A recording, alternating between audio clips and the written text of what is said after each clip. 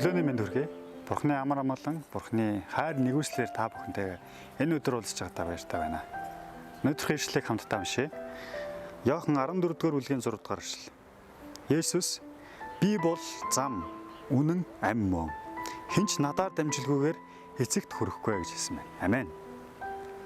Бидний эзэн Есүс бол зам, үнэн, мөн ам юм аа. Бид хүн Иохан 3:16-г итгэгч хүн болгон мэддэг те. Яг түүнтэй адилхан энэ ишлэлийг бас итгэгч хүн болгон цээжлээсээ мэдээсэй гэж хүсэж байна. Яг тэгвэл Есүс Христ бол үнэхээр зам юм аа. Үнэхээр ам юм аа. Тэгэхээр бидний амьдралыг чиглүүлдэг учраас өөрийгөө зам гэж хэлсэн. Тэгээд Есүс Христийн тушаалтаар бүх үнэн байдаг учраас өөрийгөө үнэн гэж хэлсэн. Тэгээд хинч надаар дамжлагүйгээр эцэгт хүрч чадахгүй гэж хэлсэн.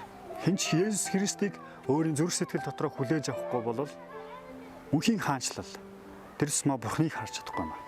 Тиймээс Есүс Христийг та бүхэн амьдралдаа оруулаарай.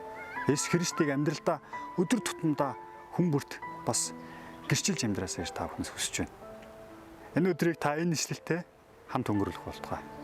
Бурхан та бүхнийг энэ ишлэлээр дамжуулж ивэх болтугай. Амен.